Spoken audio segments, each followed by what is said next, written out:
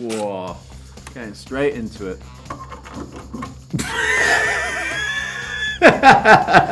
Cut. Guys, we're back at the build because we've got some hard work to do. I've even got some gloves because I'm going to be getting stuck in. Good start, Dan. This is the wrong hand. I'm here with Dan from the Kitchen Phoenix. Got a bit of a background in property maintenance though, right? Yep. Jump in when I say the wrong thing, Dan. But today, putting in some 2x4s in the ceiling here, and then we're going to get some plasterboard on. We're going to also box in the vertical steels that you can see around us here. I'm dipping my toes in this hard work. I'll get you sweating that way. Wait, what? So when you look at the steels, you'll notice that there's some bolts where the vertical meets the horizontal. We're going to box all that in. We're going to hide all these joists that you can see above us, ready for the electrician to put the downlights in as well. Basically it, right? We're going to put these planks in, plasterboard. Yeah, basically lowering the ceiling so we can get, like you say, hold the bolts. We turn it up the ceiling, carry it on down into the extension, box in those, and then, like you say, yeah, to pass it over to the plasterer to get ready for the Sparky and the kitchens. Let's get into this. What do we need to do first?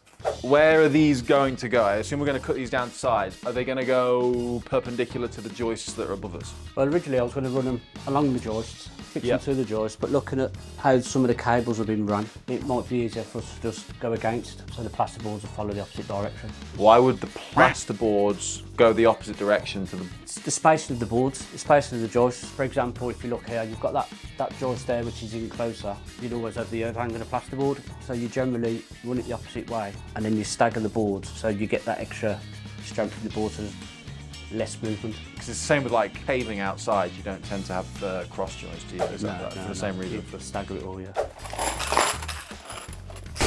Got lost into it. What, this gun or these?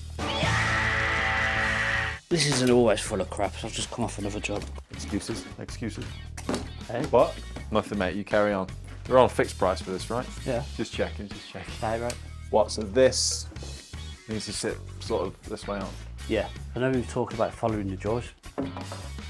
Whoa, made to measure. I've knocked them nails in first, but some of them are proud. There you go, boss. I think I'm footing the ladder from the wrong side.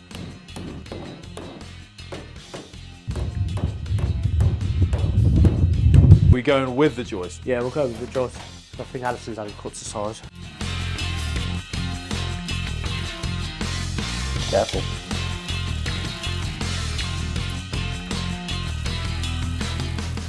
Nice and tight. Just how I like it. Test your skills.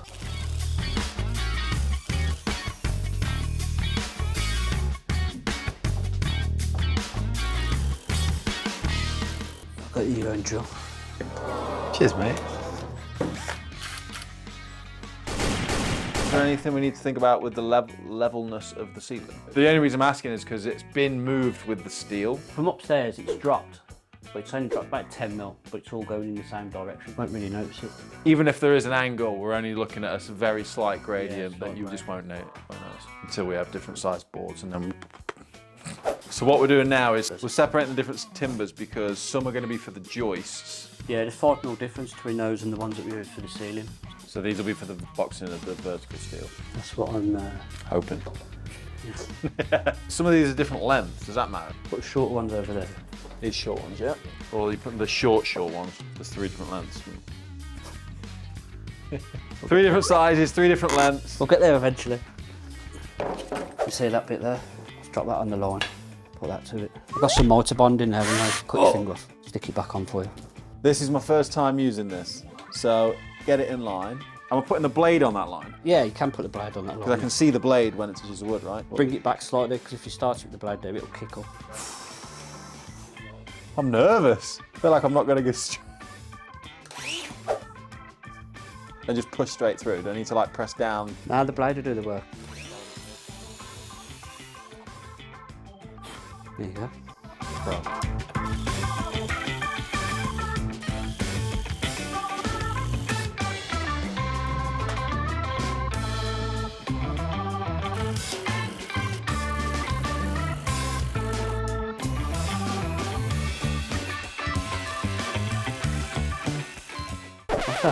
I've lost me bit. Lost me bit. Have you checked your pocket? What do you mean I've checked my pocket? I'm not nicking it. Not one an early day. What the hell is that? A true professional will always carry a spare though, right? No. Okay, let me retrace my steps. I finished this. Good job, Harry. You're excellent. Step back. Yeah, I'll use that one till you find it. Cheers, mate. Is that coming out of my wages? Last screw in there, you'd assume it'd be by there, wouldn't it? I finished over there. Job's a good one. Grabbed 4. Cheers, mate. Got a spare one. Try this again.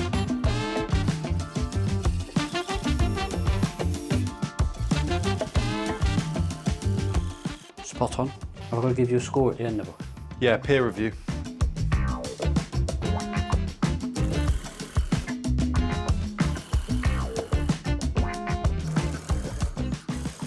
When you look here, I don't know how flexible plasterboard is. So you know when I was saying about the unevenness of the joists? Understandable if there's a gradient. What if there's like a change in angle between each joist? It looks like it goes on an angle back to this wall, and then it also looks like it goes on an angle up back to that wall. So like that, and then like that. These last two look small. That one's small. That's 95. So all the joists are the same size? Now, if you look at it that way, it is level. I think if you're looking at it from there down, it does look like they're doing that. If you actually look at them up, like eye on. Yeah, probably have to rip the timber down. You won't be able to just put little packers in.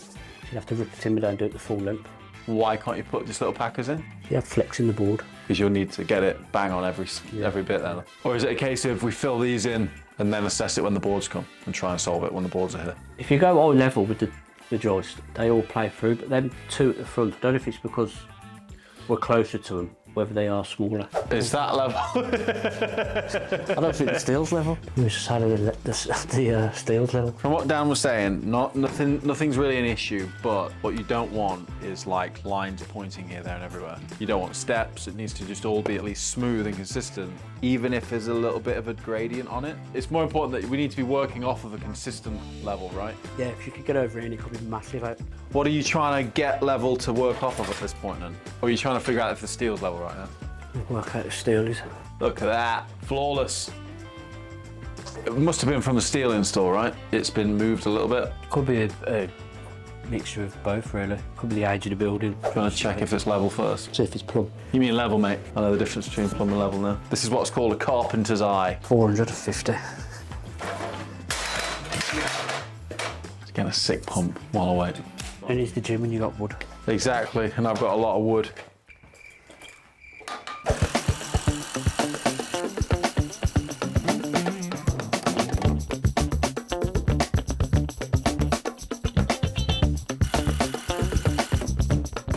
You need to mark something. Just want to use my new tracer pencil. I've got spare leads as well. I've got colours. What colour do you want? I've got yellow or grey. You got any red? Not got any red today, mate. Thought red was a bit negative. Ow! Hit me in the back, that did. Jack of all trades. My name's Harry, but you know. Oh! Perfect. That's stunning! You know what they say. Measure twice, mark once. And it measure once, cut twice. Where's Harrison today? I had to get rid of him, he was no good. Spent too much time talking. What's happening today? We've got to get the timbers, get the steels boxed in. It's not straightforward. Building surveyor wants the timbers inside the webbing, but he wants them mechanically fixed. We've got to drill through all the steels to get to make access for the screws to keep the studs inside. Wish me luck. Hopefully this drill bit lasts. Basically I've got to cut the timbers so they sit inside, as you can see, and then I've got to fix them so they're solid. Fix a board then onto there. Got to do that all the way up 4 or 5 times.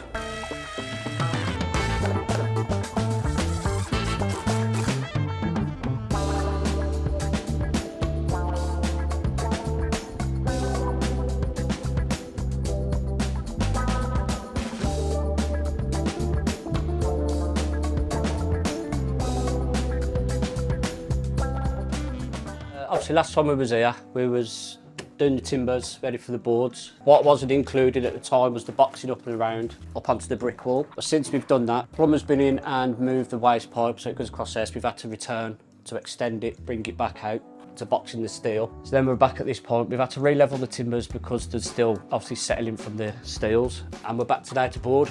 We've made a start in this half. We've obviously got the rest of it to do. We've got the steels to box in, and yeah, let's hopefully start coming together. Reason we've had to come back and box in the toilet waste pipe where it comes down for the soil stack. Bathroom's being redesigned, so the toilet's moving over. So we didn't know where the soil stack was going to be connected to from the toilet. It's now moved into a different place. So now we've got exactly where we need to go. To get a nice flush finish, we need to make sure our pillars are exactly the same. We bring all our timber work out so it's a nice flush finish. There will be a small return going up as we've had to bring it down below the steels. But yeah, we're nearly there. We've just got to get it boarded with the fireboarding, and then the plasterers can start jumping onto their works, and you'll be catching up with us soon anyway because we've got the kitchen to do.